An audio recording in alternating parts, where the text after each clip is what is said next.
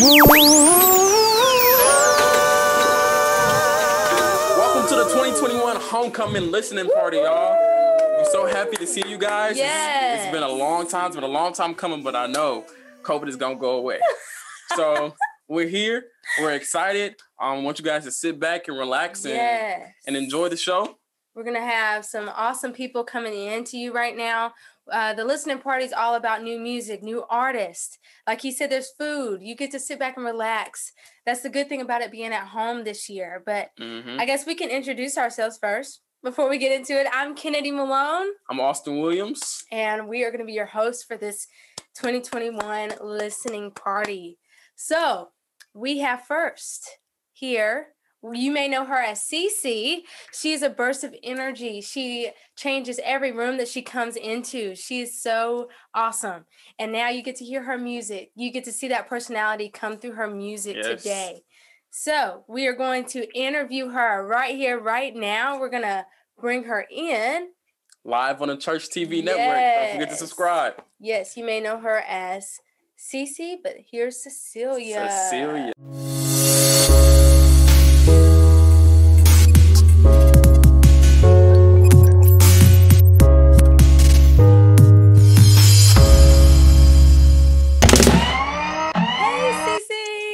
Welcome. How you doing today? I'm good. I want my hour back right now. So we're in daylight savings time. Yeah, guys, we're recording this a little bit early. Yeah, it's listen. I understand that. So, how has it been during COVID for you? Have you ever seen, for all the people out there, have you ever seen the show The Office? Yes. So for all my Office friends, that scene when Michael Scott, when they do like the fake fire drill and Dewayne sets it off. And Dwight, yeah, when Dwight like sets off the fire drill, everybody's like, everybody remain calm, and everyone's going crazy. And then like some people are just like, I'm just getting out of the office, like, yay. So I feel like COVID for me has been that scene where I'm panicking with the rest of the world, and then at some point it's just like, okay, yeah, all right. So I guess I'm gonna be at home for a minute. All right, exactly. So, no work. It's like I didn't have a job anyway at the time, so it was just like, all right. So this job search is gonna go on a pause because I don't think anybody's hiring right now. So overall, that and which made me really start getting to my spiritual life. Right. Probably around March. So March, the fact that it's the anniversary now when we're filming this, but like it's been a year. And so I can remember being in March and was just like, oh, okay. I was working for a radio station at the time. And so speaking of music, working at a radio station and literally because I was a promo person. So all of our events just started slowly stopping. And it was like, all right, so what am I going to do? Exactly. And ended up some very close friends of mine were like, you should go into your music. And I'm just like, okay, yeah, sure. Nobody wants to hear me. And it was just like, okay, let's try it. Had a whole bunch of stuff written. And some of my friends were like, no, go into it. And so I've been writing and getting back in my spiritual life and realized my faith isn't as strong as I thought it was. Yes. So now it's a little bit different because usually like the last time we had homecoming, you were on our side. You know, you were doing the interviewing and you were the host. So now you're actually on the artist side. So I know that feels good. That is a blessing, isn't it? Don't hurt me too bad, okay? We also noticed that your name was Cecilia on the song featuring Tim Anderson Jr. Everybody knows you as CC. What's the reasoning behind the Cecilia? So funny story. My CC is the nickname to Cecilia. So Cecilia is actually my middle name. So my full name is Janet Cecilia Pugh. Right. See? The more you know, Rainbow with the start top. Basically, I wanted to go by my middle name. Everyone had known me as CC growing up, whether it was church scene or just as a child. And I remember in college, I was like, I'm gonna go by my first name because I don't have time to explain what CC is and all this stuff to my professors. If you knew me as CC, cool. If you know me as Janet, great. And then my dad was like, Janet goes on the paycheck, so let people call you that. And I just wanted something different for this music side of me. It's actually a lot more personal than I thought I wanted it to be, but I feel that I'm not the middle child, but I've definitely been that person growing up that either was forgotten or maybe was just caught in the middle, like, oh, there's Cece. She's cool. She'll handle herself, and never really held into of like, oh, let me get to know her. And so Cecilia actually holds a very deep place for me. So musically, it was like, I don't think people fully understand who I am and whose I am. So this is a great introduction of people out there that kind of feel a little bit forgotten, or better yet, people that feel that you've known them one way growing up, and the fact that they've grown in their spiritual life, or just glowed up, for a better term, and people still expect the old version of them. So this is exactly what that name is for them. Oh, that's beautiful. That's great. And I noticed also on like Facebook, you've been putting out a lot of like musicallys or whatever you want to call them, and you have a very, very good ear. Yes. Oh, you goodness. Put some nice, like, I to me, it sounds like vocal jazz. Yeah. Vocal jazz with a gospel twist. So I know you have your new song today that we're going to be premiering. It's called Armor, featuring Tim Anderson Jr. So I know you probably put your ear into some of that also. So if you want to go ahead and just talk about the meaning of the title, Armor. Yeah, where'd you get that? Yeah. So shout out to Tim. It was actually based off his sermon. He did a sermon back in my home church. Shout out Avery Church of Christ, Birmingham, kicking. Basically, he came for a sermon, and his whole series was on the armor. And you know, us as church kids or people that have grown up some type in faith, you always hear about the armor, the helmet of salvation, the belt, the sword, the Bible, all that good stuff. I should know my lyrics. So basically, it was, you know how ministers, they'll say a phrase and it's not really in their notes, but they kind of say a phrase in their sermon. And literally Tim was just going, and he said, the devil ain't even intimidated because you haven't updated your armor. So therefore, blah, blah, blah, blah, blah, blah, blah, blah. I'm not a songwriter. I'm not a songwriter in the slightest bit. So shout out to Jasmine Malone, because that's not my ministry yet. So I kept hearing that phrase. I wrote it in my notes because I'm that church person. It's like, oh, that sounds good. That's me. All Sunday. Like, right, it's like, that sounds good. I was at home, and basically, do not ask, if you ask any of my friends that are in my close circle, I don't know what goes on in here. I think if you ever watched the movie Soul, that whole scene when the guy is in his zone and he's playing and he's in there, I was like, someone found my brain and gets it. And so that's exactly what happens. I don't know how that came. I don't know how the notes came together. So if you actually look back some years, I did an original version of it. Sounds way different than what I put out. And so many people liked it. And another person in my team was just like, we were having, because therapy, I promote therapy all the way. And I had a session with a person, and she told me that, you know what is the one song out of all your stuff that people really resonate with? Because as you said, I do a lot of covers of songs and make them my own. But it's my first time actually doing something original. And the fact that that's what got the most views was the original song. She said that says something about you. Don't ever put your gift on the shelf, or just make you think that your gift isn't worthy enough. It's like kind of telling God, no thanks. So that really spoke to me, but I still pay homage when I hear different rendition stuff. I'm not telling God no, it's rather thank you for that other ear. So we did that song, and all my friends were like, I like it. So the meaning of armor is the armor of God. It's each piece, but it's more so, how do we modernize it? We always think of an armor as something during Roman times, or better yet, in medieval times, where it's something really heavy and really metal, and you have to walk like this when you see a lot of movies. Even though on a spiritual sense, an armor is heavy, that it is hard to have peace, to hold your word, and to walk in shoe of readiness, and to have your breastplate and all this armor. So it's still heavy regardless. But I think the way which makes me a unique artist is I try to connect both. It doesn't sound preachy, but it's also very practical, that you can't just say that that your helmet is on good, but you have to hold your sword as well. Like, you have to readily always update your armor. And so it was kind of fun. And musically, if we're talking on the jazz side, I'm a huge Anderson Paak fan. And I love Anderson. Yes, Saints. I listen to Anderson, Andy Angelo, and who else? A bunch of other people. So they are a huge inspiration to my styling. And I was like, you know what? There should be a way. Kirk Franklin has done it. Kiera Sheard has done it. And I feel there's a way to spread the gospel, go into all the lands. And there's a way that it can still have a spiritual meaning, but it's catchy. I have a lot of my friends have now literally will post or text me like, girl, I woke up to this song.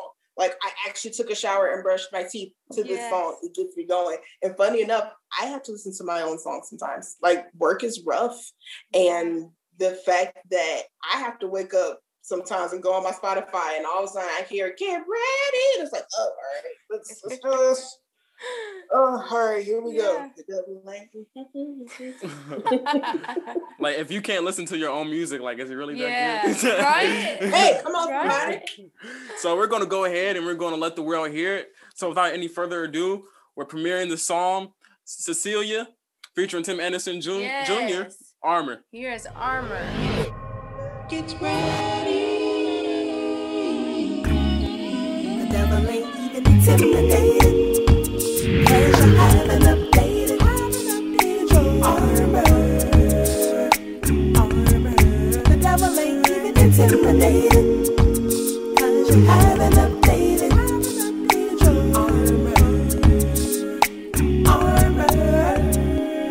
Shield on, breastplate check, shoes of peace comfortable. Yes, helmet, belt, and sword. Looks like I'm ready for war. I got the victory in Jesus. I wear my armor all 4 seasons. So what you doing with your time? Get up, get ready to fight. Cause you haven't updated your armor. Come on, get to it. I know that he can do it. Let him upgrade you. Let him upgrade you.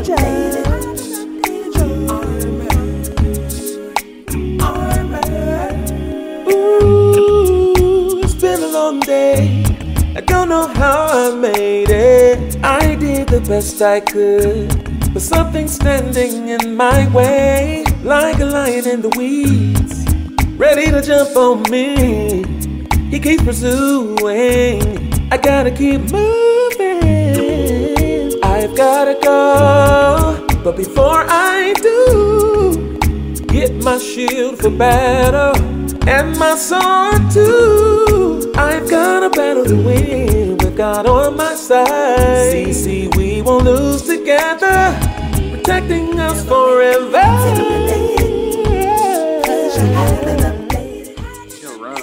Oh my God. He said CC. Yes, that was dope. This is towards me. Haven't updated armor. Hey, listen. I know that it feels like being a Christian's hard with a world that's against you and you feel so all alone. People will try you and push you and you can't say what you want. So wear your armor, I promise you look good fighting for the Lord. Chapter 6, verse 20. Get ready. I found it. Oh, yeah. Chapter 6, verse 20. I found it. Chapter 6, verse 20. Well, folks, there you have it. Whoa. The world premiere. Woo. Armor. Cecilia featuring Tim Anderson Jr. That is amazing. So thank you guys. Let me just go ahead and point something out first before she takes it away from me. My favorite part of the song is the bridge or the vamp. Yes. So I'm gonna go ahead and I'm gonna read these lyrics. It says, I know that it feels like being a Christian is hard with the world that's against you and you feel so all alone. People will try to push you and you can't say what you want. So wear your armor. I promise you will look good fighting for the Lord. So that part that sticks out to me is that people will try and push you and you can't say what you want. And before that, it talks about people in the world doing that. Mm-hmm. To be honest, it's not only just people in the world. A lot of times it's people in the church too. Yeah. And that's what makes being a Christian like extremely hard. So absolutely. To know that, you know, I'm not the only person who may think that, and it's in the song too. It's good. So you was preaching to me. Yeah. Relatability is very important to me as an artist, since I am a new artist. People know me, sing background and everything else, but I knew what was going to stand me out was be practical. I'm a huge Jonathan McReynolds fan. And a lot of people want to say it's very ABC-ish. It's like, but you get it. And so therefore, simplicity is key. Yeah. Listen, simplicity is key. And just to be honest, that just because I'm a Christian, in the words of Toby, try Jesus, not me. But literally, that's what that means is the world tries to tell you, like, no, say what you're gonna say. I wish somebody would. And that's what makes Christianity so hard but rewarding, that we have to be peculiar people. Right. That you don't get to just pop off and then say something. That's what it's one of those soft words turns away wrath. And sometimes that's the hardest thing. And that's what the armor is for. I was looking at literally the pieces during medieval times, and the helmet, one version of the helmet actually has a mouth guard. And literally, you remember Shrek? Yeah. And he has to put on the helmet. The fact that these references, I'm excited about the They're awesome. The fact that when he puts it on, if you look at it, it covers his mouth, but there's holes for breathing. I so believe God has an intention for the details, as a sister used to tell me. And one of the things in the helmet is it's guarding your mouth too. And so sometimes, as much as you want to say it, people will try you and and push you. The thing that's going to separate you is, do I really have to say something back?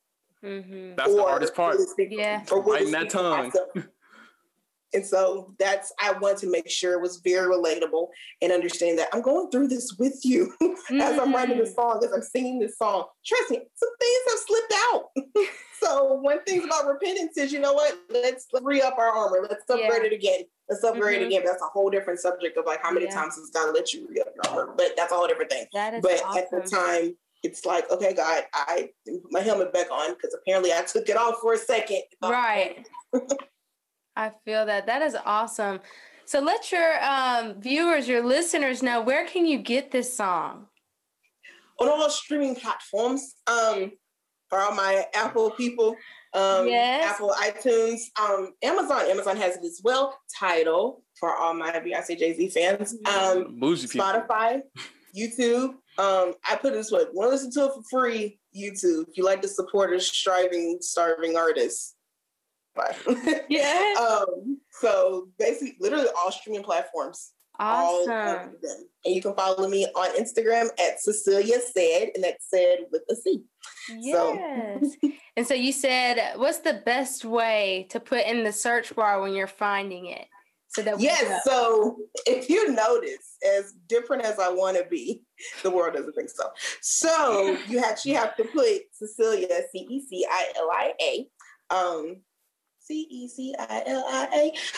and you have to put Cecilia in the word armor right after it. Another song may come up. So you actually have to put both of them together, and it will take you directly to it. No, you will not see my face. You will actually see the album cover, which is a closet, because I'm very creative. And since you actually need to put on your armor, it's actually a hanger with armor on it. And it's as if you took the armor off of that specific hanger. So literally people, because Mom, I had to explain this because my mother didn't know when I sent her the picture. She was like, but where's your album? I was like, it's the closet. She said, oh, the thing with the jeans? I was like, you just took the It's the details. It's the details. Yes. It's the detail. Okay. I love that. I got you. So look for the closet. Nobody's coming out of it, but look for the closet and literally look for the hanger. It'll say Armor featuring Tim Anderson, Cecilia. So make sure in that search bar you put Cecilia and Armor together. It'll take you directly to it. And you're not searching around 1,500 Cecilias. Yes. Oh, we love it, Cece. This is amazing. We're so excited for you. I am excited too. More music is happening. I will say that. I'm really excited. I just hope, I know I'm not the traditional artist. I want to leave with that too. I'm not the traditional artist, but I do have a traditional heart. And to understand that just because I listen, I'm very eclectic in my music styles, doesn't mean my message will always still be the same. It's just more relatable. It's for everyone, to be honest. I'm kind of promoting myself out there, because it's very hard as new artists when you're trying to get yourself out there and you want to come sing at different churches, and maybe they may not know your style per se, but just know that my message is always the same, but my delivery is just a little bit different. And so when you get me, you get an experience. It's not just watching me sing, it's me and some other people in my background, because I can't do this by myself. I have a full experience. So if you've ever been to a Tori Kelly concert, or if you've ever been to my older saints out there, if you've ever been to a D'Angelo Lauryn Hill type of vibe, and it's more about feeling of music and everything, but more importantly, it's the message, like Donald Lawrence and the Kirk Franklins and everybody out there. That's kind of where I fit in. So if you're up for that experience and want that type of transformation in your armor and your music, let me know. Yes, thank you so much. Thank you, Cecilia. That is awesome. What better person to kick off the 2021 homecoming listening party? So we're so excited for you. We're happy for you. We just want to thank you. You've done well. You keep doing what you're doing. For y'all too. Oh, thank you. No, thank you. Y'all in your early 20s too, over here thriving and living it and doing awesome. No, I'm all jokes aside, I'm very proud of y'all. I know it's my interview. I couldn't help being the interviewer too. So, but no, I'm really proud of y'all. I really am. Y'all hosting this year. Y'all just passing the torch, and I'm super excited for what God has for y'all too. Thank you. Appreciate it. We love you. Oh, you too. Bye. Bye. To all of our faithful watchers and subscribers, thank you. To our newcomers, please don't forget to like, comment, and share. Make sure you turn on that notification bell. To both old and new alike, the Church TV network could use your support in another way, and that is monetarily.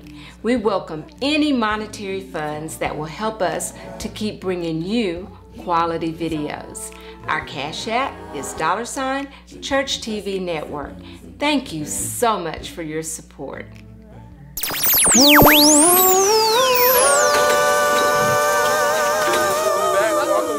Welcome back, y'all. 2021 homecoming listening party is off to a great start. Cecilia, new artist name, new name alert. Did her thing with Amar. It's not Amar, it's Armor, but it's okay. But it's okay. So we're gonna go ahead and go to the next artist.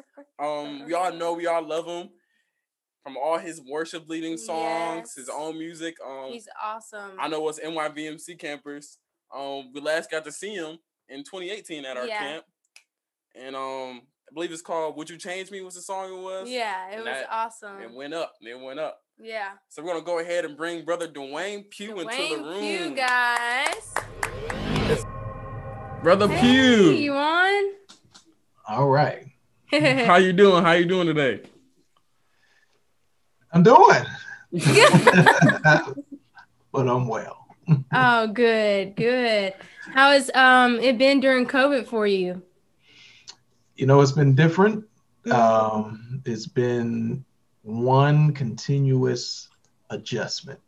Yeah. Yes, that's a great way to put it. Every day it seems like it's just another adjustment, but we've been healthy, we've been safe, and so I'm thankful for that. So yeah, that's awesome.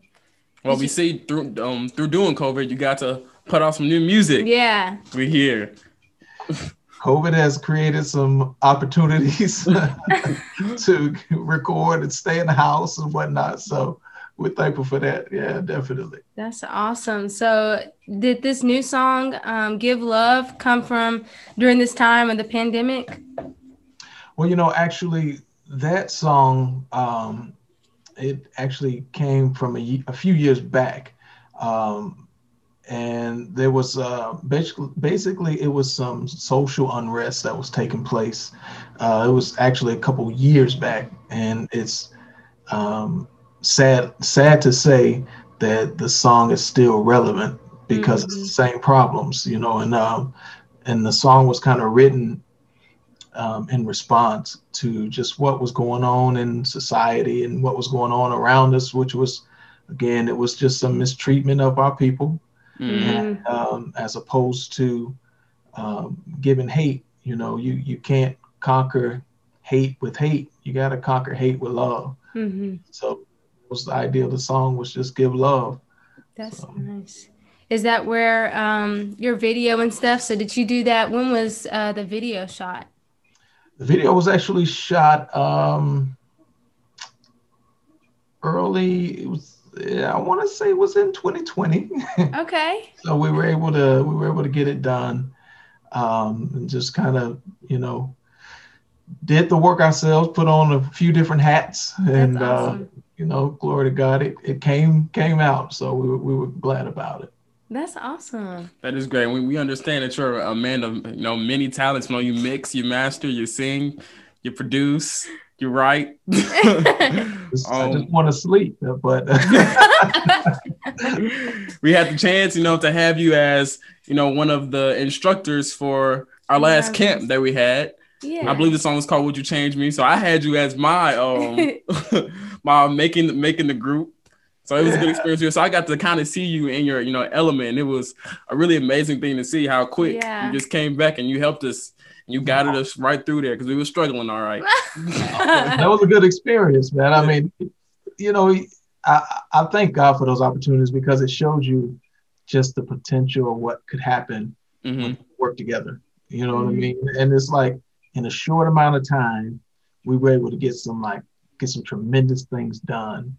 And we just we buckled down and we did it. And it's just when we come together and we really put our minds to it, we can get some awesome stuff done. And so that was just a lesson in that for me. So I was grateful for the whole entire experience. So it blessed me, trust me. Yeah. How does the writing process go for you? So did you write Give Love on your own and stuff? So yeah, so I like to, at least I'd like to think, I try to write when I move to write.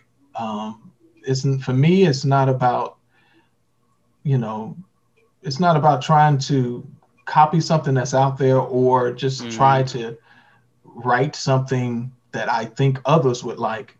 Really, for me, writing is so personal, and it's just I'm sharing what has been shared with me, or I'm sharing what's been given to me. And so I look at writing as a response and a reaction to stuff that's going on with me personally. And so my take on it is, if it doesn't resonate with me first, it's probably not going to resonate with anyone else. And so if I'm moved and it's ministering to me, then really at that point, I just want to share that.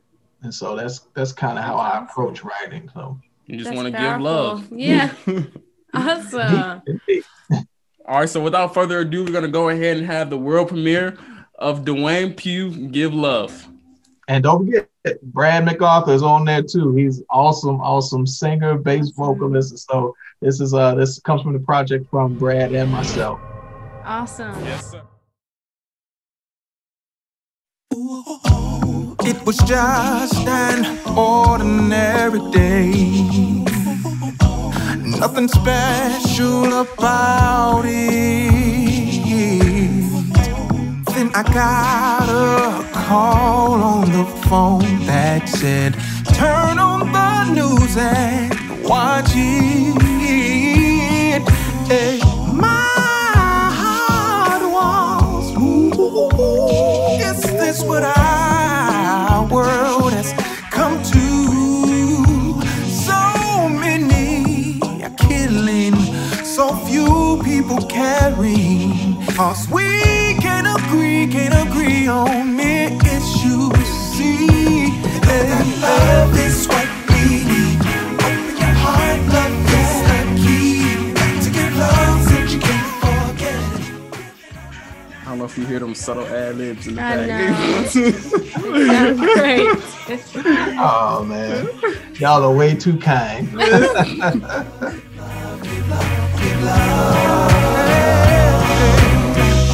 Now I began to wonder, why things have to be this way. They don't have to be this way. We all have the same Father, so why do we act like we are not family? Just like brothers and sisters, we won't always agree. We need to be realize we can find unity in diversity, yeah. Even though I don't see it your way, I ain't trying to hate. 'Cause I respect the fact that you may see what I don't see. Love is what we need. Open your heart, love is the key. To get love that you can't forget. Giving out love, I'm down with it. How many people have to that? But we don't love what we need inside. Give love, give love, give love, give love, give love. All needs now is love. We sang that song before, maybe years ago.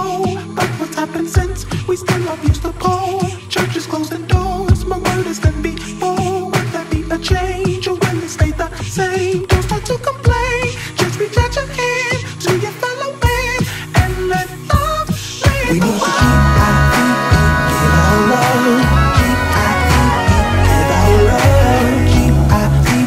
give our love, give our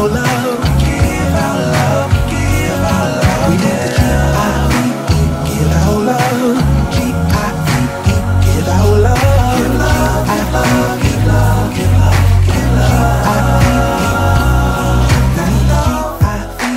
Give our love in your heart, yeah. Give our love, give love, give our love, give our love, give our love. We need to give our love.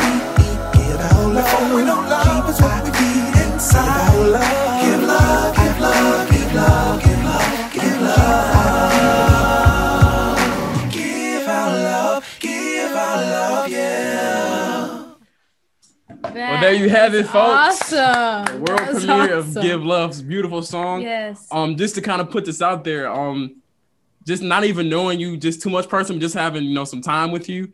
And the song that we sang in camp, I can see you're more of like a giving person. Like you just you're a positive, you're extremely positive. Giving love and wanting the world to change. I see your message and I really appreciate that. Mhm. Like that's good. We need more people like that because everybody's Not like that. love is not on their mind. So Yeah. That's a blessing. That was awesome. So where can all these people listening and watching, where can they find this?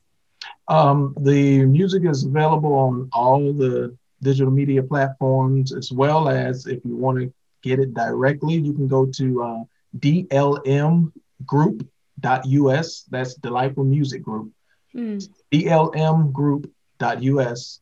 And the right below the screen, right? Yeah. The whole album is there, and so you can access it from any one of those areas, and you'll be able to find it. Awesome. Great. So is there any more new music we should be looking out for in these upcoming months? Well, there's always new music, so yeah, we got some other stuff in the works, so it's always music in the works. So yeah. Yes. Awesome. Well, we really appreciate you for Thank you, coming thank you, on and thank your you. busy days, busy schedule. This is awesome. I know everybody's going to really enjoy listening to you. This is awesome. Well, I appreciate y'all and thank y'all. This is a blessing. So thank y'all. Yes. Thank you. You have a good night. Thank you. Y'all too. Thanks. Bye-bye. Bye.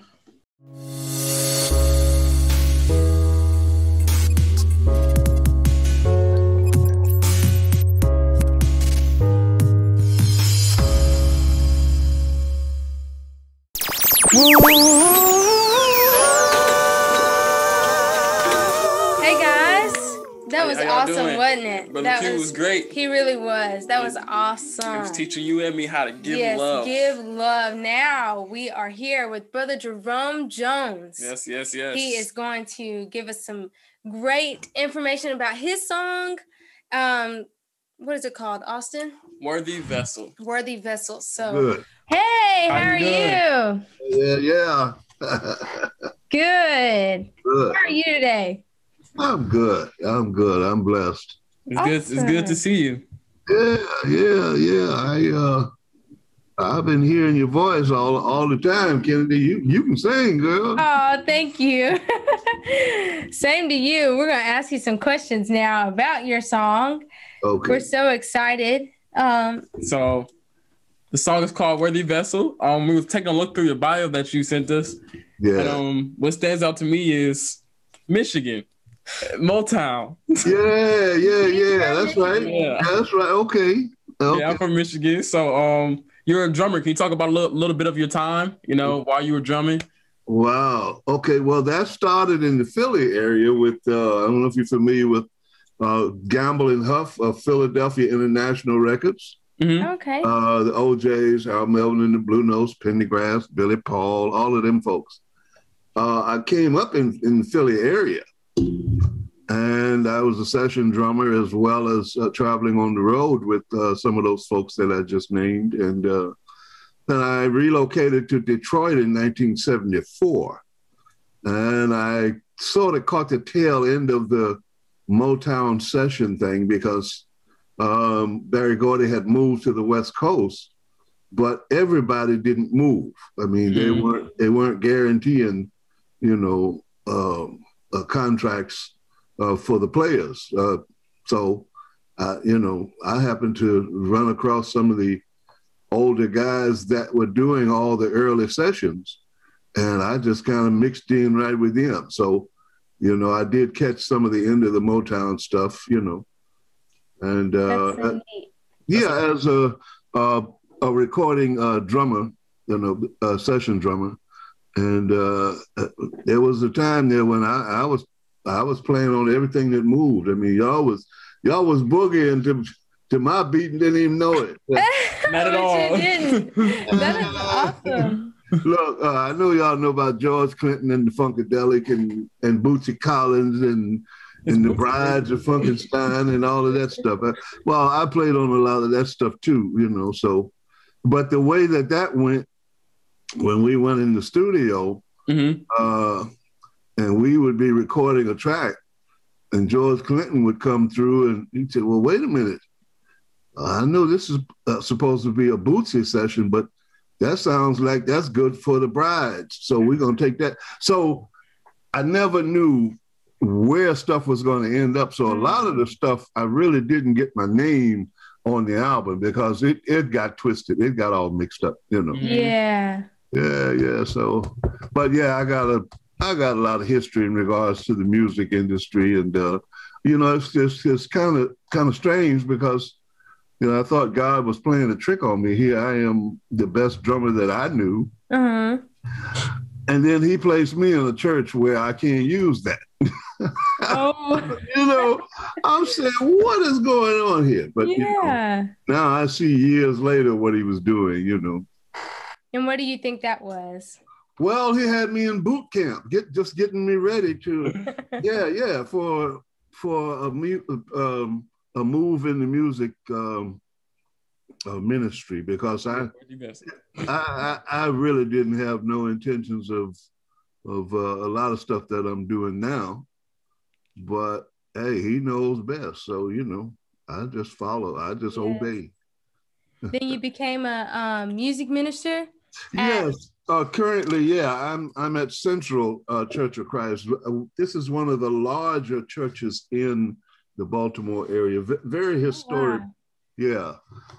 Brother Willie Rupert Jr. is the minister, but Brother Humphrey Fouts, if you look back at the history, he was the one that really built up Central Church of Christ.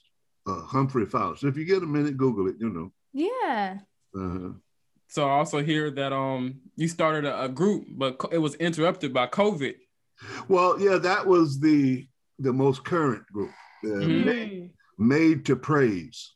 We were just really starting to make a little noise in the area. We didn't get to record, but it's like 4 sisters. Right. And one of them, his son also sings. And then the first tenor that used to sing with me in a couple of other groups, Al Nelson. This is the first group where I had mixed like that. And these people didn't sing, they sang.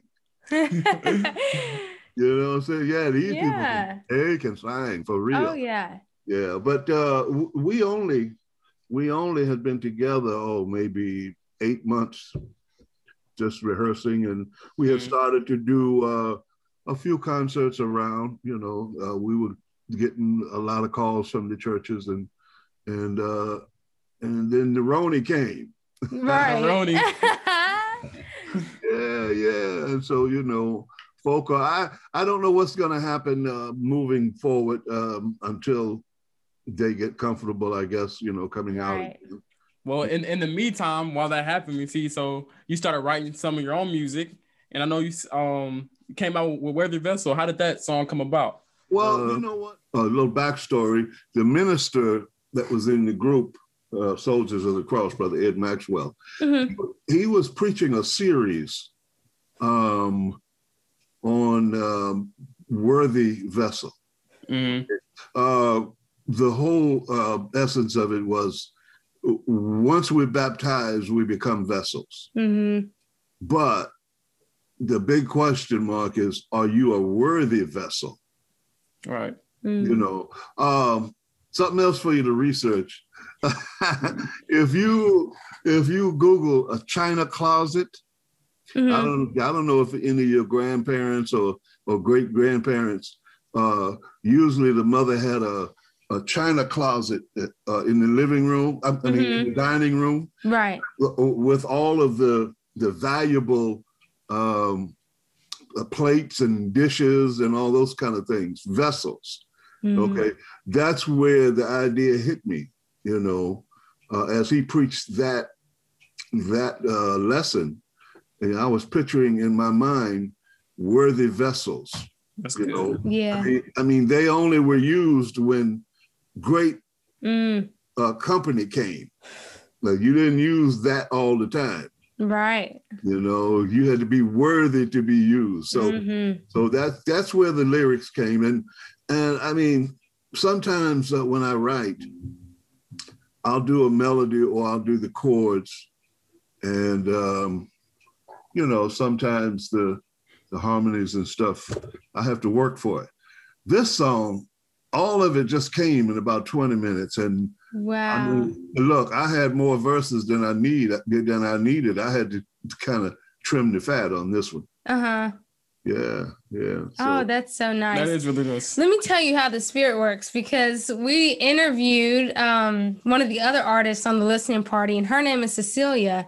And she also got her, I was asking how her, I guess, songwriting process went. And hers is the same thing. Her song is based off of a sermon.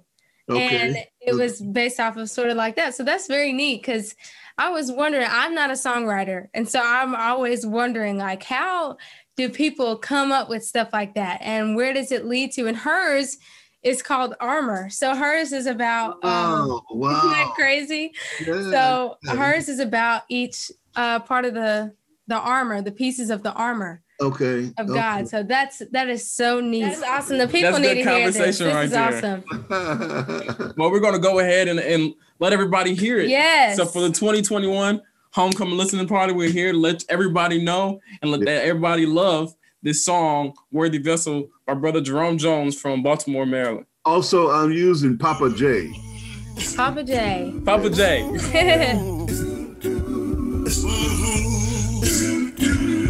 Well, overtaken by the love of Christ, I made a vow to give him my life. At the potter's table, on the potter's wheel, mold and shape me, Lord, that I may be filled and live in memory. What you did for me, oh yeah, you did for me. How you set me free, set me free, set me free. At the Calvary, yeah. I want to be one of yours. I want to be a worthy vessel, one that is ready, one that's ready. I want to be used by you. I want to be a worthy vessel. Lord, I want to do just what you want me to. Teach me and show me truly how to love. from heaven above. Perfect union had never been broken. Stronger words had never been spoken from you. It is finished. Teach me how to finish. Truly love. Agape love from heaven above. Wanna live in memory. I wanna live how you set me free. What you did set me free. Heavenly, heavenly. I want to be a worthy vessel. Want to be used. One that's ready to be used by you. I want to be a worthy vessel. I want to do. One that's ready to be used by you. Live memory. What you did for me. Heavenly for me. It was set me free. Set me free. I'm living in a covenant that's no one. Harmonies in there. Yeah, I like that. Old school. Yes. I feel in my soul. I know that I am his living memory. Oh, yeah. What you did for me. Set me free. Set me free. I want to be a worthy vessel. One that's ready. I want to be a worthy vessel. Mold me and shape me, Lord. I want to be a worthy vessel. Make me what you want me to be. I want to be a worthy vessel. I want to be. There you have it. That was awesome. That was good. You blessed us. That gives me the type of vibe like in the summer. You know, Yeah. it's nice and hot. Got the windows down. Yeah. Got some music up. Playing Worthy Vessel. That's that tune. Yeah. That melody is beautiful. Hey, I tell you a little secret now. I don't know if I should share it with everybody, but those high parts that I was putting them on as what I thought was a scratch vocal because I was gonna have a female come and do the high parts. Mm-hmm. I never got around to doing that. God said no. Hey, Say this all you right here. Leave it alone. And you know, Brother Brian also was saying to me, you know, he was trying to encourage me. I mean, we talk all the time, right? Mm-hmm. And he's been encouraging me, man, use that mellow thing you got. That other thing, use that. Because, you know, like in my mind, I mean, I don't want to get too deep or whatever, but, you know. Go right ahead. In my mind, there are musical characters that I see and that I hear in my mind, you know. And like when I hear your voice, Kennedy, there's a character that you musically play. Oh, okay. You know, and you can decide to play other characters. Mm-hmm. You know, if you wanted to do a low alto thing, you know, a strong, you know, if you choose to play that character vocally, well, those higher parts, those were characters that I was doing, that I was doing, but I was going to have a female come in and do them. You know, but hey, you know, God is directing me where He wants me to do, and you know, see, I can't sing like Luther Vandross, and I can't sing like Chris Turner and all them bad boys. I can't, you know, I can't do all that. You know, You hit it right on the head. For us. That's good for us. Right on the head. Yeah. That is awesome. So where can everybody who's listening find this music? Well, you know what? That's what's being orchestrated now. Someone, all right. Okay, great. Yeah, someone is helping me put together, the different platforms like Reverb Nation and CD Baby and there's a new one, United Masters. Okay. Yeah, I'll be sending you guys. I was hoping that I would have all of that already, finished by now. But okay. One more backstory. Yes. Go right ahead. Avery Taylor, he is the one that did the mix on this song. Really? You know what's crazy is we're interviewing him right after this. Yes, right after. Yeah, Avery was in the Soldiers of the Cross for a minute. He was in the end of Soldiers of the Cross. He had started rehearsing with us, and then but the other group, Made to Praise. That's the, I don't know if I said that before. Yes. Made to Praise, MADE, the number 2, Praise, Made to Praise. Yeah, he had started rehearsing with us, and he does that beatbox thing real good too. Yeah. He's Avery, a bad boy. Yes, that is neat. Yeah, and then he went away to college, and we kind of, I don't want to say out of touch because we talked all the time, back and forth. But he wasn't reachable; he was out of reach. Right. Then when he graduated, he came home, and I've been chasing him, man, for the last year because I had talked about doing some things with him. And I finally caught up with him a few months ago. I said, man, I'm sending you these tracks. Go ahead and mix this for me. Hey, Avery is the next guy. That is awesome. Avery is that guy. I mean, he knows his studio stuff. What a great cosign right there. That really is. That's awesome. Yeah. I mean, when you hear his stuff, you know. Right. You know what's happening. Well, look at there. Yeah. I mean, he did the theme song for Gerald Blackwell's thing. Oh, okay. Blackwell's Bench? Yeah, that's Avery. Oh, wow. Yeah, he did the singing and the mixing and all of that. Yeah. I'm telling you, he's a bad boy, man. That's sweet. Yeah, that is. Are we going to have to throw that in his interview? Yeah, we're going to have to ask him about that. Absolutely, man. Hey, look. Yeah, do tell him I took my hat off twice to him. Yeah, we'll relay He's that gonna message. see it. He's going to see it. Yeah. Well, we just want to thank you for giving up your time and allowing us to interview you and teach us about your history. We were blessed. Hey, look. Y'all don't know. I tried to warn you before. Now I can go now.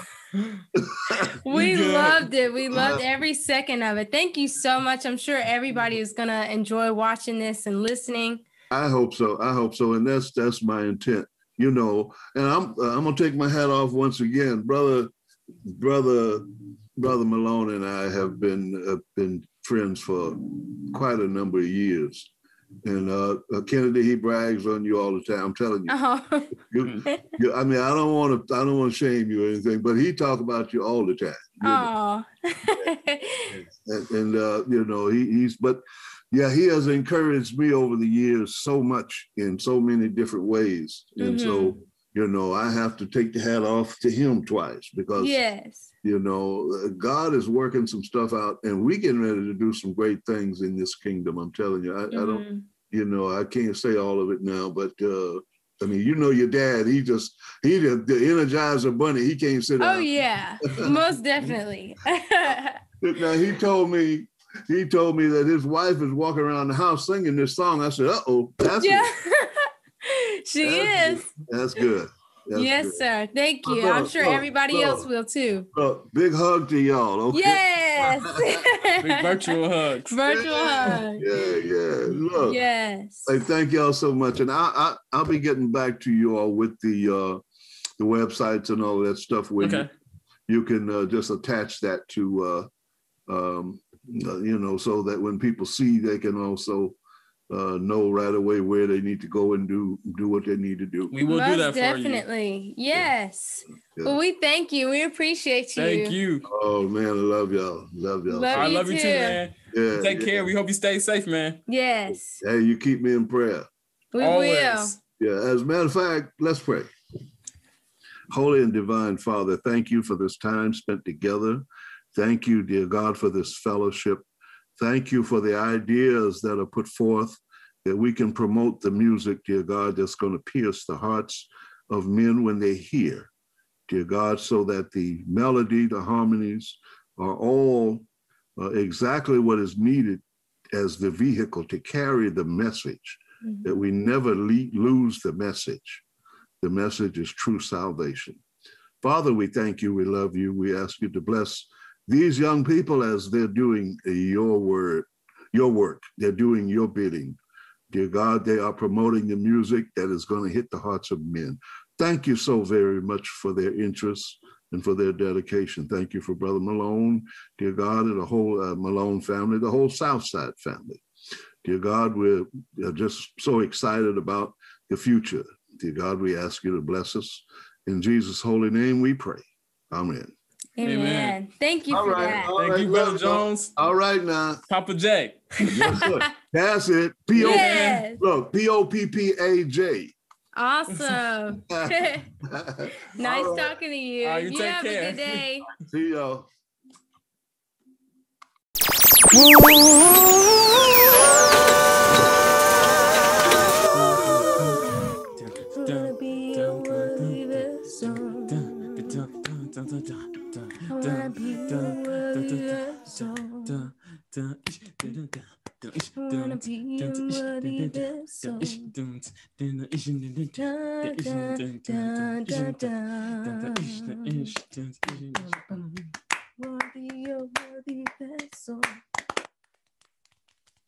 All right. It was great hearing Worthy Vessel by Poppaj, Papa J. Papa J, y'all. Papa from J. Baltimore, Maryland. So, as he already expressed, who next is, what Avery the next Taylor. person is, you know what I mean? Avery Taylor from Upper Marlboro. Marble. Y'all try saying that Marlboro. 5 times in a row. Marble.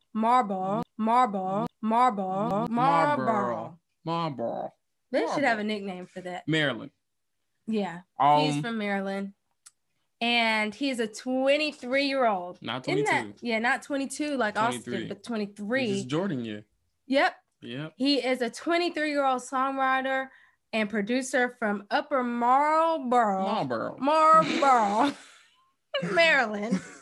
He is currently a member of the 13th Street Church of Christ in Washington, D.C. Well, Avery initially made the decision to give his life to Christ at 8 years old. I was 7. 9. Oh.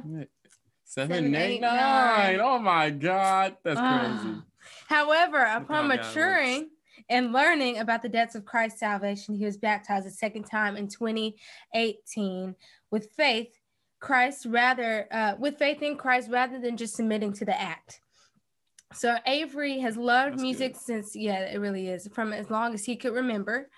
And his passion has led him to become an exceptional producer, songwriter, not just a producer or songwriter, but also an audio engineer. Also. That is deep. An audio engineer. Deep. That's waist deep. Audio engineer with full faith in his goal to make Christ at the forefront of his life and to encourage others to do the same. So without further ado, guys, we are going... I'm sorry. Further Marlboro. Further ado in Marlboro, Maryland. Avery Taylor. Brother Taylor. Hey, y'all, what's good? How you doing, Doesn't sir? his look so professional? He is out doing hours. Look, you ain't have to do it like that. Hey, look, man, God is good. God is good. How you doing today, man? We see that you got the sling on your arm. What's that all about, man? Man, long story short, a long road of dislocations, but through making dumb mistakes and being too active as a kid, you know what I'm saying, God put me in a position to have parents that have insurance so I can get operations that make sure that doesn't happen anymore. Yay to being 23. Yeah. Yes, sir. Straight like that. Yes, sir. That is awesome. You get kicked off at 25 or 26 to kick you Yeah, off? one of them. They sent me the letter in the mail. Oh. It's coming. Austin's 22. I'm only 21. Oh man, hey, look, it feels good to have a job when you're gonna have some type of insurance. Right. There's nothing like good insurance when that copay is small and all. You know what I'm saying? Yeah. So we feel that. Tell us about your music career, man. What's gotten you into doing music? Yeah. When did it start? When did it start?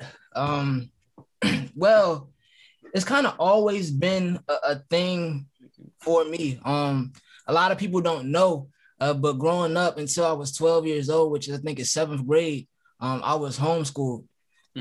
So 24/7, I was just at home or traveling. You know, my dad's from Corpus Christi, Texas. My mom, she grew up in Jersey and then moved to Virginia. So if I wasn't at like my grandparents' house or auntie or uncle's house, I was here by myself or with my sister. And so just from a young age, like I just gravitated towards music. I would use like coat hangers and pencils as drums. I would play on the piano and just make up songs. My mom used to say when I was like real young and she would sing like the national anthem or anything, I would try to harmonize with her. And she was like, how does this little baby know how to harmonize? Because I didn't even know what it was. So it's always been there. But just as I got older, I just took more ownership. Like before I even had any type of inclination to sing, I started playing instruments. So I started like with piano and just matching up sounds. Then I asked for guitar. I learned how to play guitar. Oh, wow. Spent a lot of time at the music store. I learned how to play bass, then drums. And then it wasn't until I got to college where not only did I want to just know how to like make the notes individually, but I started like making beats and things and wanting to be able to make songs. And it was kind of funny how it worked, because when I tell you, like, initially I just spent money on stuff but didn't know how to use it. Oh. Like it was kind of a mess. But from my freshman year of college, which is 18 till now, just through sticking with it, asking questions, YouTube, trial and error, I've been able to surpass even individuals who like mentored me in it as far as knowledge goes. And it just, honestly, what I think that goes to show is the impact of diligence. Like, and it's like the same thing. I could apply that to school. I could apply that to work, any type of adventure, anything that one will want to do, even considering like a relationship with Christ. Like what you care about inside your heart, what you get your motivation from, what kind of, whatever gives you that desire to keep going forward, you're naturally going to put time and energy into it, even when it's not the most rewarding, because on the other side of it, start seeing the results, you're going to be that much more proud that you stuck with it in the way that it gratifies you and also makes way for you. So that's how I started and where it's brought me. And it's kind of one of those things now where looking back, it's kind of surreal to be able to sit in front of like a computer and make the stuff that you kind of heard growing up. Right. And you're doing a real good job of it, man. Yeah. I appreciate that, man. Speaking of oh, sorry, go ahead. Oh no, I just said, man, that's all God, man. He gave me these ears. He gave me the drive. Can't take. That's awesome. Speaking of mentors, we just got done doing an interview with Brother Jerome Jones, and he spoke so highly of you. He's singing one of his songs. He spoke so highly of you, and he said he, gave his hat off to you twice. Quote, because you are so good at mixing, and he said that you used to be in one of his groups, Room to Praise, Made to Praise. Yeah, Made to Praise. And then what's the other one? Soldiers for That's awesome. Yes. Tell us about your relationship with him. So Brother Jerome Jones. So I met him when I was 18. My family was going to Beltway Church of Christ. And when I turned 18, about to go off to college, when I came home, I kind of just wanted to take just more ownership over my walk with Christ.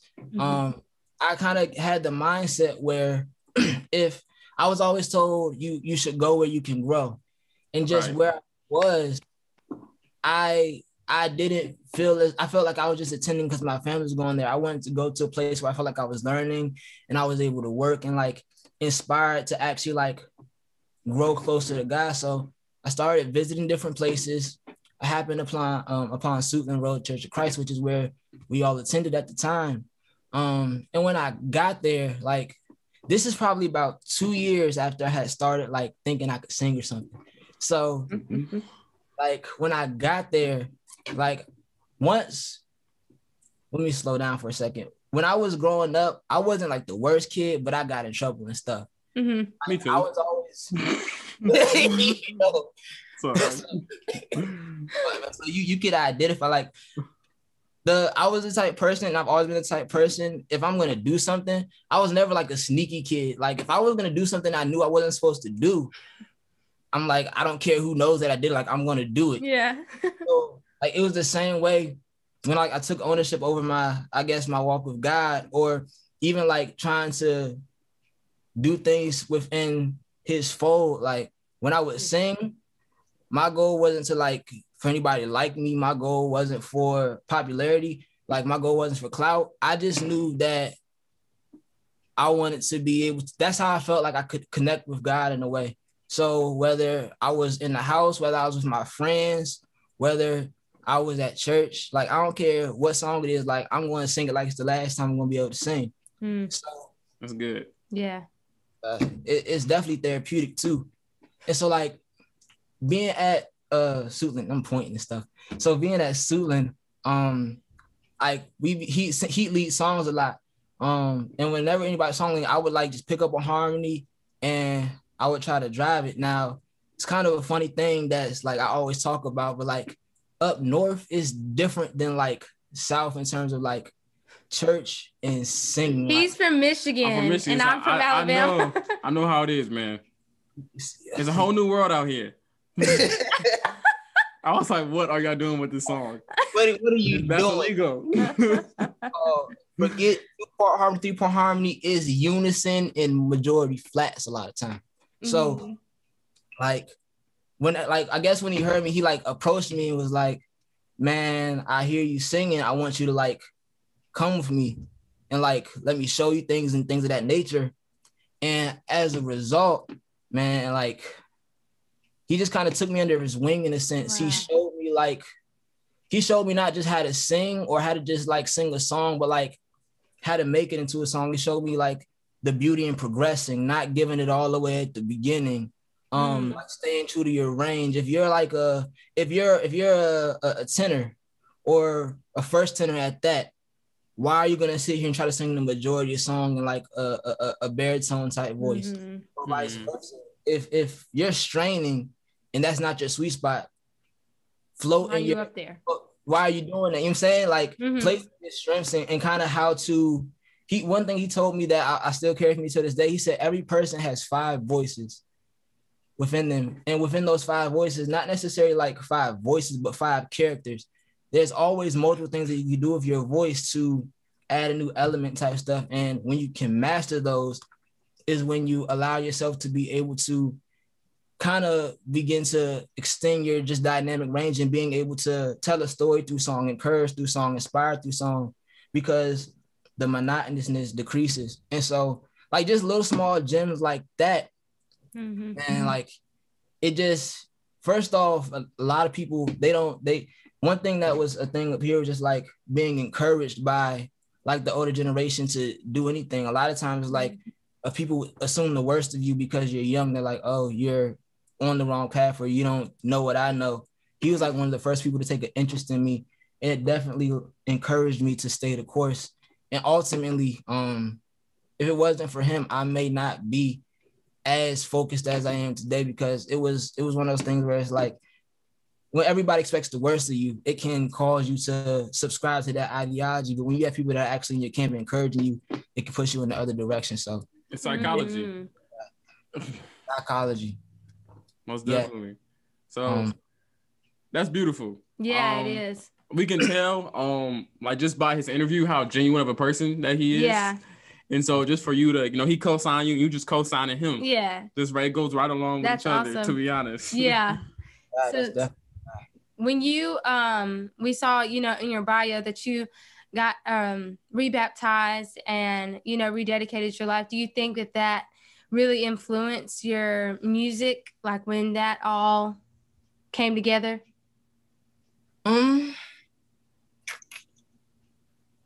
I would say yes, but the reason why I'm gonna say no is because, excuse me, I'll say it. Well, I will say this. I'll say yes, actually. I'm gonna change that. I'm gonna say yes. The reason I'm gonna say yes is because one thing that I'm finding is kind of how the Bible says, and if I could remember the scripture, I would Google if I wasn't in an interview right now. But out of the abundance of the heart, the mouth speaks. Mm-hmm. So I always had an ear for like music, and I knew how to put words together in a sense. However, before that period of time, like when I was growing up in the church, things were always very, very, I guess the word I would use is binary. They were always black or white. So if you do this, you're a sinner. If you do this, you're a Christian. If you get baptized, you're in the church. If you don't get baptized, not in the church. If you don't come to church every Sunday, if you don't wear a suit and tie, if you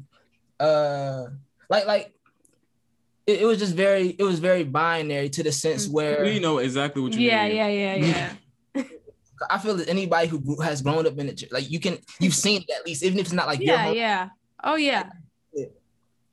And so like as a result, when I like first decided to get baptized, it was kind of like the same thing as when you grow up and you get a whooping for doing something you shouldn't do. Mm-hmm. You begin to know, like, at least from your authoritarian's point of view, what's right and what's wrong and what you should do to get like a specific result. Like if I don't do this, I get rewards. Like if I get good grades, then I get certain privileges. If I don't do this, right, and I get punished. And so that's how I began to like process my relationship with God, which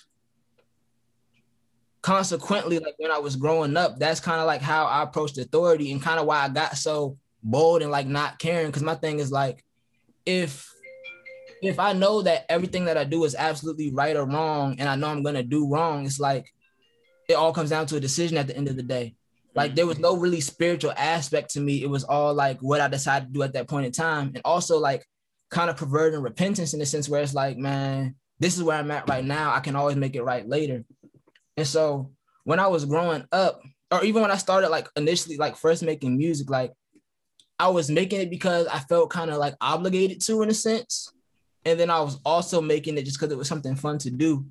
Whereas one thing that really changed me or really affected that process was first, I met an individual my freshman year of college. He was Muslim. And we had gotten to like a whole like freshman year of college. I'm sure anybody who's been to school can like talk about it, like how freshman year is like a big group of people. Y'all always together. Y'all be up like till all hours of the night, just all over the place, like enjoying freedom in a sense.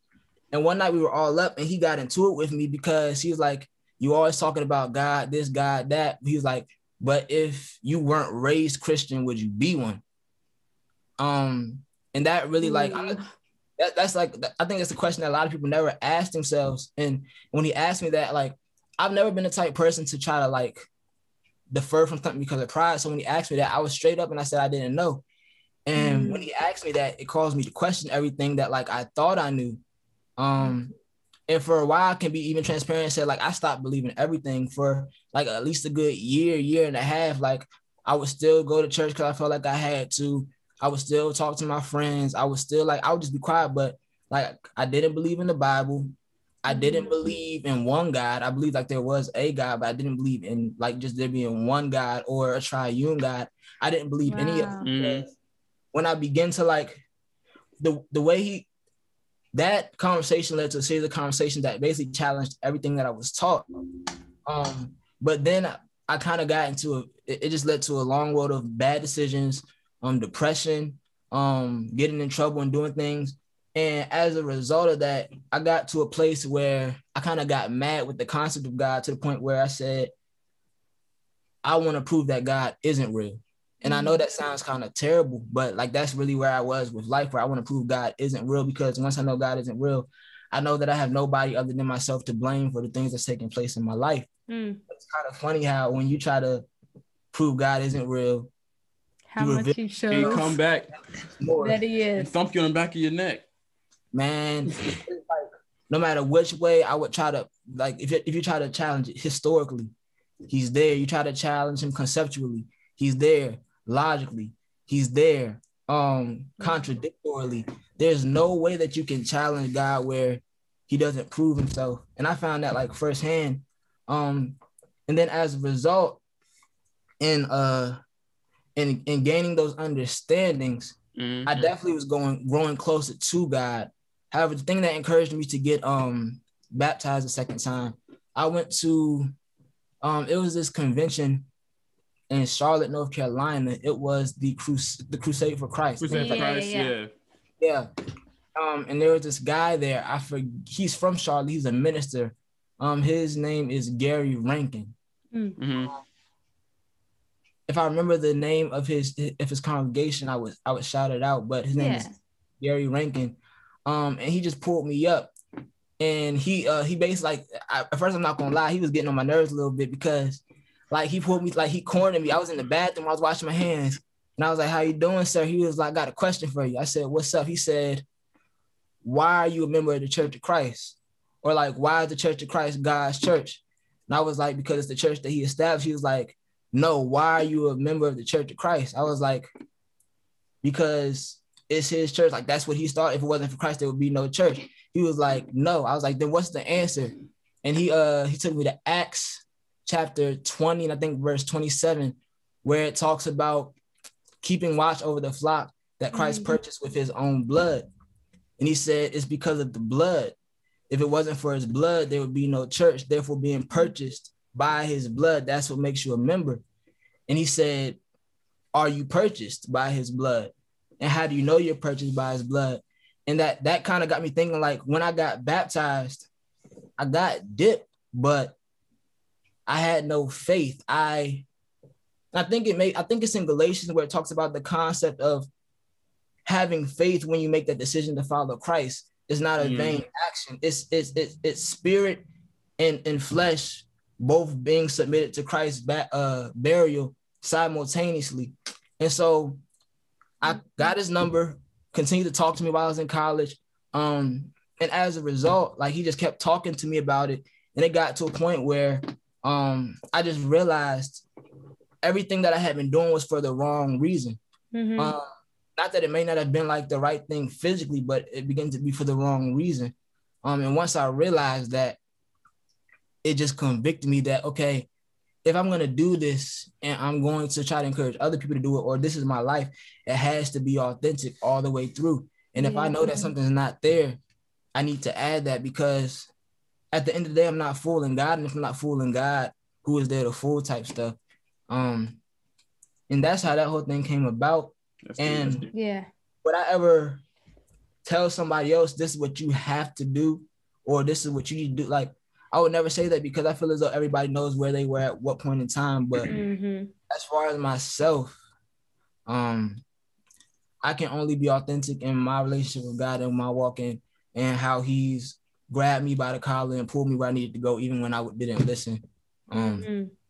So yeah, that's how that whole thing came about. And sorry for like all-winded, but no, that's good. So that is so good. I feel like I'm just gonna make an assumption that trial in your life possibly caused you to see the sun. Was that birth from that? And having a friend in Jesus. Yes. Definitely. Yes, sir. That song, man, it's kind of funny how that came about, but you're exactly right. Coming out of that season, my main message was it's kind of I began to just think of everything less conceptually and more I thought of it conceptually, but I minimalized it in the sense that I think that one of the main issues, or one of the things that kind of set me up in a weird way, is that when you try to teach somebody to be a Christian, You try to teach them all of God's rules before they even know who God is. It's like how I'm gonna expect you to even care about obeying the law when you don't even know what jail is. You don't even understand the weight of your decision. You don't understand why this matters. And so, like, from that point on, my goal was to, before anything else, get close to Christ. And to anybody else who's even considering or approaching the idea of God, to understand that if you start from Christ and work your way, I guess, forward, and instead of trying to start with the rules and work your way backward, that's when you're actually going to be able to obtain a spiritual conversion rather than a checklist and be one of those individuals that on the day of judgment, you say, I casted out demons in your name. I did miracles. And he says, I never knew you. Because it's obvious within that scripture, people were doing the things that even scripturally you could try to validate that Christ wanted you to do. Right. But there was no relationship. You never knew him. And I think that's what it breeds when you say, don't do this, go here, but you never say, do you know Christ? Are you leaning on him? Are you leaning to his understanding, but not your understanding, even when it makes no sense at all? Are you spending time with him, praying, even when you don't see the validity, trying because you know at the end of the day in your heart and in your mind that that is what's going to land you exactly where you're supposed to be. Wow. So with See the Sun, it was basically kind of like a revelation. And I can be honest and say, like, now, especially like making new friends, and like, I'm not always the type of person like, tell me about myself. I can't grow unless I know.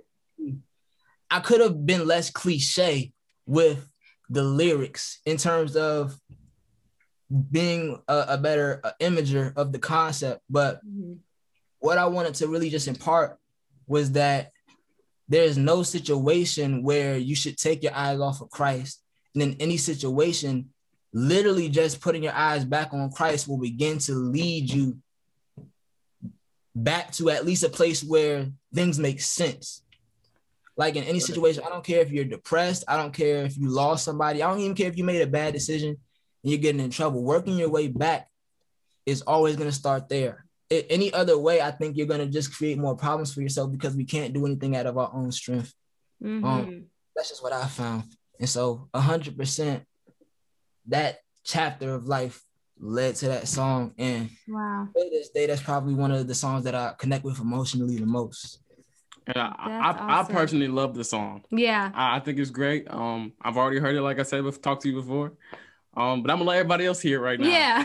So here on the Church TV Network, don't forget to subscribe. It's the 2021 Homecoming Listening Party.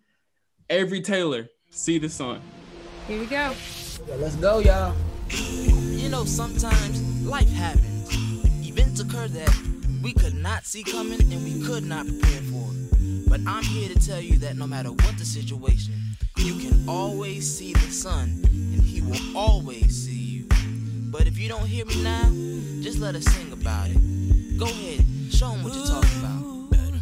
I can see the sun again. All the clouds have moved, the rain is gone, and I feel the wind. Though sometimes my trouble may get in my way, I know Jesus is a friend. He will brighten up my day like wind. Down and out, don't know what to do. I know my Lord will see me through. And I don't know how, and I don't know when, but He brought me here today. From way back then, I've got a friend. I've got a friend in Jesus. Jesus is a friend. I've got a friend in Jesus. My Lord. It's all because the love He had inside, He gave His life.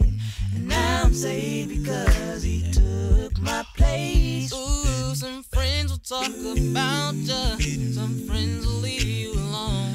Some will even smile in your face when they mean to do you wrong. But there's a friend. No, he cannot lie. And he's always right on time. Trusting in me.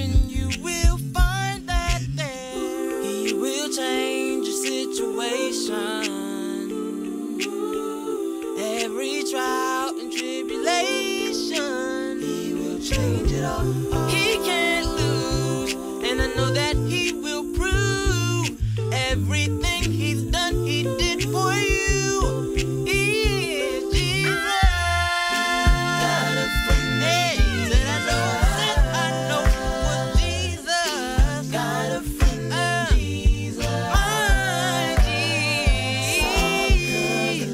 Hey, inside, and he never ever failed. Now I'm saved because he took said I know, said I know, said I know, said I know, said I know, said I know was Jesus. Oh, yeah, got a friend in Jesus. So when I'm weak, he is my strength all day, all day long. Oh, now I'm saved because he took my place. I've got a friend in Jesus. I've got a friend in Jesus. It's all because the love he had inside, he gave his life. And now I'm saved because he took my place. Hey! That was dope. That's Avery J. Taylor. That was awesome. See the sun. Got Oh, a friend yeah. in Jesus. Got a friend. Brother Taylor really does have a friend in Jesus, as Yes. y'all just heard. You really did hurt. And we want to thank him for giving his time to us to interview Yeah. him. He's doing great. Want to continue to do great. Want to tell you to continue we're to do blessed great. by this. Man. This is a blessing, honestly. And we're looking for some new music. Oh yeah. I'm excited. For you to be 23, that's really dope. There's not a lot of people, you know, like you said earlier, you mentioned it. People think, of course, like our age group, like knows nothing and that we're like so far off. And but it's good because not a lot of us are making music yeah, right now. You know, you got Vision, you got Cecilia. Hey. Yeah. Yeah. Who's out of Tennessee? Yeah, we have a couple people, but Yeah. like it's really good. Yours is awesome. This is another one to the list. This is awesome, really. Like, and then just to be able to meet you and attach it to the song in the background, it gives it so much more power. And I hope that what you did for us is, you know, done for everyone who's listening and watching today. That was awesome. Called by God is what I meant to Yeah, say. yeah. I don't know. Oh, Mike down there. Yeah. Let's give it up for Kennedy and all of them. They did a great job. Thanks so much for joining us. Night one of the Southside Homecoming 2021 is history. Let's get ready for the I've Got a Song concert tomorrow night, Saturday, April the 24th at 5 o'clock p.m. Want to tell us where we can get the link? I'd be happy to. You can find the link to the I've Got a Song concert on the Church TV Network Facebook page and on the Church TV Network YouTube channel. Make sure that you like, comment, share, and most of all, subscribe. Also, turn on that notification bell. Well, that's it for tonight. We'll see you tomorrow night, Lord's willing, at 5 o'clock p.m. Don't you dare miss it. We love you guys. Hope you enjoyed it. Bye-bye.